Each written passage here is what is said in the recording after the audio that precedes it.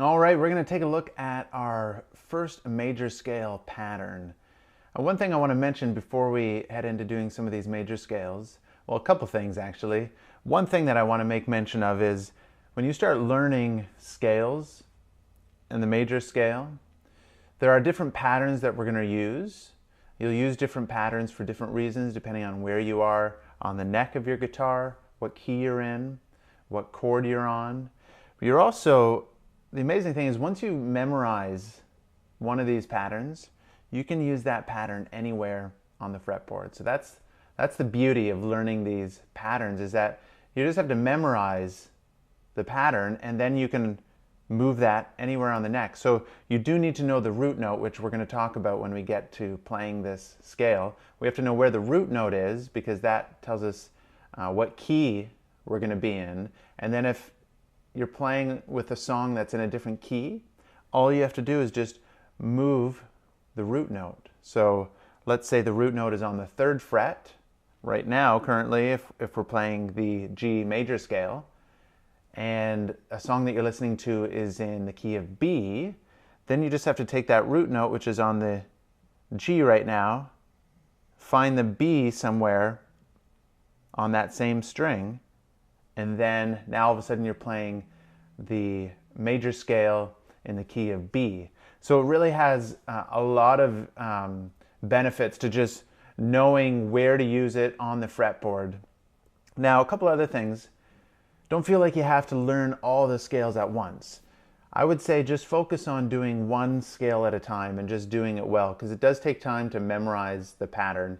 Don't try to jump into another one. Just play one really, really well, learn how to improvise, learn how to use it, and then you can move on to another pattern and start combining the patterns that you're starting to learn. But definitely don't rush it. Take your time with it.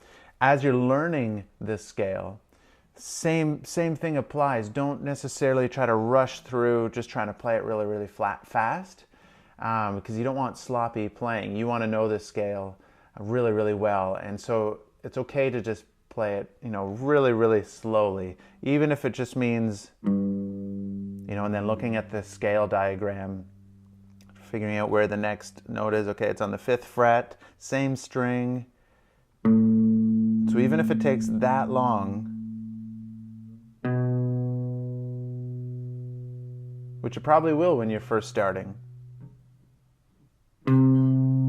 so that's okay. Don't try to rush it. You're going to be you'll end up regretting it if you start rushing it and it gets sloppy, and then you end up with this bad habits, or you've trying to play a song or learn another scale and you still haven't figured out the first one. So just take your time with it. Don't feel like you have to rush it. It does take some time, but a big part of it is just memorizing it and then trying it over and over again with your fretting hand. All right, so let's take a look at, this is going to be pattern number 1 for our major scale, and we're going to be playing it in the key of G. So that means we're looking for the root note. So we want to start and end on the root note. That's how we're going to play our scales, and that's how I would encourage you learning them and playing them, is starting on the root note and ending on the root note. So here's the pattern. We want to start with our 2nd finger on the 3rd fret of the E string. And then we're going to use our pinky, our 4th finger on the 5th fret of the same E string.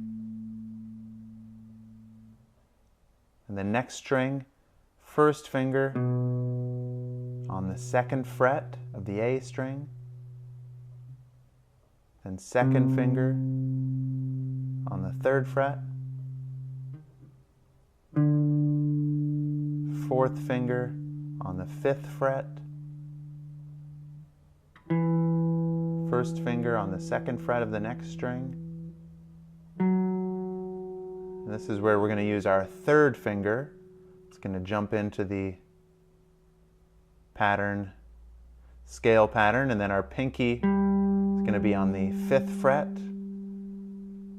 of the D string.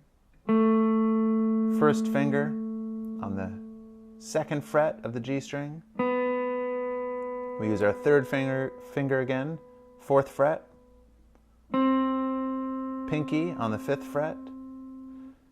And then we're going to skip our index finger this time, and we're just going to play our second finger on the third fret, our pinky on the fifth fret, our first finger on the second fret of the high E string, the skinniest string, and then second finger on the third fret of the high E string. And then because our pinky is there and this note is in the scale, even though we've ended there, we can just add that in there just because that is part of the scale if you were to keep going higher and higher. So it is good to know that this note, the fifth fret of the high E string is part of the G major scale pattern. Then we're going to start working our way down the pattern. Third fret, second fret, fifth fret, third fret, pinky, fourth fret, second fret, fifth fret, fourth fret, second fret, fifth fret, third fret, second fret, fifth fret, third fret. And then again, we could just end there, but we can also play this one and just know that it is a part of the G major scale. If we go to the second fret, and then you can go back up to end on the root note, because the root of this G major scale is on this third fret. So you'll notice a couple things. You will start seeing different patterns, and that's what you want to use to help memorize these patterns. On this, in this particular scale, you might notice that the first couple strings, the E and the A string, we're using all of our fingers except our third finger. And then the next two strings is when we start using our third finger, and we're not using our middle finger. And then we go back to using our middle finger again.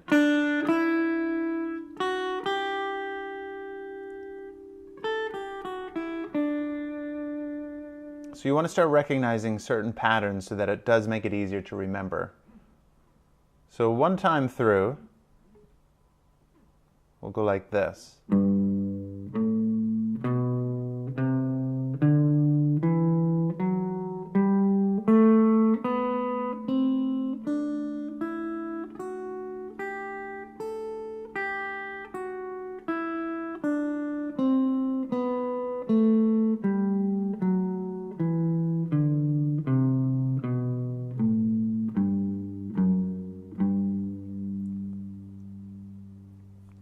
Okay, remember to keep in mind, well, a couple things in terms of our technique is that we want our fingers nice and round, so we want to use our fingertips.